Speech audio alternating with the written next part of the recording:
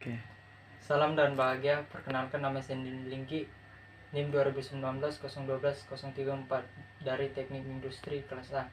Pada kesempatan saat ini, saya akan menjelaskan beberapa materi mengenai mesin bubut. Yang pertama, apa yang dimaksud mesin bubut mencakup fungsi dan karakteristik benda yang dikerjakan. Mesin bubut merupakan salah satu metal coating mesin dengan gerakan utama berputar, tempat benda kerja dicekam dan berputar pada sumbunya. Sedangkan alat potong cutting tools bergerak memotong sepanjang benda kerja sehingga akan membentuk geram. Kemudian karakteristik benda yang dikerjakan diantaranya bentuk poros lubang silindris, bentuk permukaan rata, bentuk tirus konis luar, bentuk tirus konis dalam. Kemudian yang kedua adalah menjelaskan bagian-bagian mesin bubut dan fungsinya. Yang pertama adalah kepala tetap. Kepala tetap ini terdapat poros spindle mesin yang berfungsi sebagai tempat kedudukan cekam, sehingga ketika poros spindle berputar maka cekam akan berputar.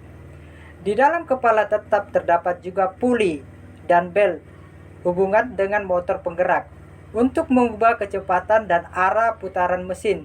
Puli ini dihubungkan dengan poros spindle mesin melalui susunan roda gigi transmisi dalam gearbox. Yang kedua adalah alat pencekam. Alat pencekam merupakan alat yang berfungsi untuk mencekam benda kerja yang akan disayat oleh mesin bubut. Ada beberapa jenis alat pencekam yang bisa digunakan, antara lain. Yang pertama, cekam rahang 3. Cekam ini cocok untuk mencekam benda kerja yang silinders atau berisi habis dibagi 3, seperti 3, 6, 9 sisi dan seterusnya. Umumnya 3 rahang pada cekam ini bergerak bersama ketika penguncinya diputar. Disarankan ketika menggunakan cekam ini dilakukan sekali pencekaman saja. Jangan terlalu sering pasang copot benda kerja karena sulit mengembalikan benda kerja kembali ke senternya. Yang kedua adalah cekam rahang. Rahang pada cekam ini umumnya bergerak secara independen atau sendiri-sendiri. Ada bergerak secara bersamaan seperti pada cekam rahang 3. Cekam ini cocok untuk mencekam benda silindris atau berisi habis dibagi 4. Keuntungan menggunakan cekam rahang 4 adalah operator bisa memasang kembali benda kerja sesuai senternya meski sudah pernah melepas benda kerja. Yang ketiga, cekam collet choke merupakan perlengkapan mesin bubut yang digunakan untuk menjepit atau mencekam benda yang permukaannya halus dan berukuran kecil. Untuk lubang pencekam collet ada 3 macam diantaranya, bulat, segi 4, dan segi 6. Kemudian yang ketiga adalah motor penggerak. Motor penggerak berada di bawah kepala tetap atau gearbox. Berfungsi mengubah energi listrik menjadi energi mekanik atau memberikan mesin tenaga untuk bergerak. Yang keempat, tombol emergency stop. Digunakan dalam keadaan darurat untuk mematikan mesin. Tombol ini termaksud hal yang penting untuk digunakan kerja. Umumnya mesin-mesin memiliki tombol ini. Kemudian yang kelima adalah handle atau tuas. Handle pada setiap mesin bubut berbeda-beda. Beda pabrik, beda ukuran, beda pula handle-handlenya. Cara menggunakan handle dapat disesuaikan atau pedoman pada tabel menempel pada mesin. Fungsi dari handle ini ada berbagai macam antara lain. Yang pertama, pengaturan kecepatan spindle. Yang kedua, pengaturan feeding atau kecepatan pemakanan secara otomatis. Yang ketiga, pengaturan arah pemakanan. Yang keempat, pengaturan penguliran. Yang kelima, menyalakan dan mematikan mesin. Yang keempat, pengaturan arah putaran spindle. Yang keenam adalah eretan. Ada 3 jenis eretan yang ada pada mesin bubut. Yang pertama, eretan alas. Eretan alas digunakan pada alat mesin dan dapat bergerak ke kiri atau ke kanan sepanjang alas. Di dalamnya terdapat perlengkapan mekanik menggerakkan eretan tersebut secara otomatis atau digerakkan dengan tangan. Yang kedua, eretan melintang. Berada di atas eretan alas dan kedudukannya melintang terhadap alas. Gerakan melintang yaitu menjauhi atau mendekati operator, baik putaran dengan tangan maupun secara otomatis. Digunakan eretan ini antara lain untuk memberikan tebal pemakanan pahat atau menggerakkan pemakanan pahat. Pada bagian yang dekat dengan putaran terdapat skala ukuran. Dengan skala ini dapat mengatur tebal penyayatan pahat. Yang ketiga, eretan atas. Terletak di atas eretan lintang dan diikat oleh dua baut. Pada eretan terpasang rumah pahat. Kedudukan eretan dapat diubah-ubah atau diputar 360 derajat sesuai dengan kebutuhan. Pada bagian alasnya terdapat skala derajat. Eretan khususnya untuk membuat tirus dengan sudut yang besar pada jarak sependek. Gerakan tidak otomatis. Kemudian yang ketujuh adalah tool post atau dudukan pahat. Tool post ini berada di atas eretan atas. Digunakan untuk memegang atau menjepit pahat bubut pada saat pembubutan. Secara umum, tool post ada dua, yaitu standard tool post, kemudian adjustable tool post. Yang ke-8 ada lampu penerangan. Lampu ini digunakan untuk membantu operator melihat benda kerja saat dibubut. Berguna juga untuk membantu operator melihat hasil pengukuran benda kerja. Namun tidak semua mesin bubut dilengkapi dengan lampu. Yang ke-9, selang coolant atau pendingin. Berfungsi untuk menyemprotkan cairan coolant saat membubut. Coolant berguna menstabilkan suhu alat potong dan sehingga ketajaman mata potong bisa lebih awet dan hasil pembuatan lebih optimal. Contoh dalam proses pengoboran benda kerja. Namun tidak semua jenis alat membutuhkan coolant dalam proses pembubutan. Kemudian yang 10 adalah kepala lepas. Kepala lepas adalah bagian mesin bubut yang letaknya di sebelah kanan mesin dan dipasang di atas alat mesin. Guna bagian ini adalah sebagai tempat penahan ujung benda kerja yang dibubut, tempat kedudukan bor waktu mengebor, dan lain-lain. 11. Alas mesin. Alas mesin digunakan sebagai tumpuan gaya pemakanan pada waktu pembubutan dan juga sebagai tempat kedudukan kepala lepas, eretan, penyaga diam. 12. Poros transforsir dan poros pembawa. Poros transforsir adalah poros berulir berbentuk segi empat atau trapesium dengan jenis ulir Whitworth, inci atau metrik milimeter yang terletak bawah eretan alas. Berfungsi untuk membawa eretan pada waktu pembuatan secara otomatis, misalnya pembuatan arah memanjang, melintang, dan ulir. Poros transforsir untuk mesin bubut standar pada umumnya kisar ulir adalah dari 6 sampai 8 mm. Yang ketiga adalah jelaskan proses pengerjaan produk di mesin bubut. Produk yang saya pilih adalah pembuatan baut dengan mesin bubut. Yang pertama, membuat diameter yang tepat seperti yang diinginkan atau sesuai mur yang akan dipasangkan. Pada bagian akhir kita akan membuat alur untuk pembebas pahat atau sering disebut undercut. Kedua, tentukan posisi roda gigi yang sesuai dengan kisar pik gang dari ulir yang akan dibuat. Perhatikan tabel pada mesin bubut kalau kita perlu melakukan pergantian roda gigi. Kalau posisi gear dan tuas sudah pengaturannya sudah selesai, bisa dilanjutkan dengan langkah selanjutnya. Ketiga, persiapkan pahat bubut ulirnya. Cara mengasahnya hampir sama dengan mengasah pahat bubut muka. Cuma bentuknya harus sesuai dengan jenis drat yang dibuat. Ulir metrik memiliki sudut 60 derajat, sedangkan Whitworth 55 derajat. Bila perlu, gunakan plat penyetel pahat. Keempat, atur putaran spindle kecepatan yang sesuai dengan kondisi bahan benda kerja. Rata-rata kita pakai kecepatan 100 rpm. Selanjutnya kita mulai menghidupkan mesin dan menekan tuas otomatis drat dan memulai proses pemakanan. Hal-hal yang perlu diperhatikan adalah jangan melepas tuas ini sebelum proses pembuatan drat selesai. Melepasnya misalnya karena memperbaiki pahat akan memerlukan penyetelan kembali agar kembali alur pemakanan semula. Pada saat pemakanan, perhatikan skala ukuran yang di tuas eretan melintang. Setelah pada posisi angka tertentu atau 0 agar memudahkan proses pemakanan selanjutnya. Kedalaman pemakanan memakan kurang lebih 0, mm. Pada saat kedalaman pemakaran kurang lebih 0,1 mm. Pada saat gerakan kembali ke posisi awal, bebaskan pahat dari sentuhan ke benda kerja. Setelah di posisi awal lagi, kembalikan ke titik pemakanan yang ditandai tadi, ditanda 0,1 mm untuk pemakanan berikutnya. Begitu seterusnya sampai mendapatkan ulir yang pas dengan umurnya. Ini yang keempat adalah saya akan menjelaskan apa yang dimaksud dengan mesin milling. Mesin milling merupakan suatu mesin serbaguna untuk pembuatan komponen dengan bentuk non-rotational. Bentuk kerja dinamakan oleh cutting tool yang berputar, di mana benda kerja tetap diam dan cutting tool yang bekerja. Mesin ini melakukan pemotongan dengan multitude cutting tool.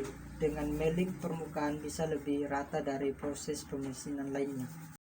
Kemudian karakteristik benda yang dikerjakan oleh mesin milling diantaranya adalah bidang rata datar, bidang rata miring menyudut, bidang rata siku, bidang sejajar, alur lurus atau melingkar, segi beraturan atau tidak beraturan, pengoboran lubang atau memperbesar lubang, roda gigi lurus, helix payung cacing, dan knob eccentric, dan lain-lain. Kemudian yang kelima adalah jelaskan komponen-komponen dan fungsi dari mesin milling.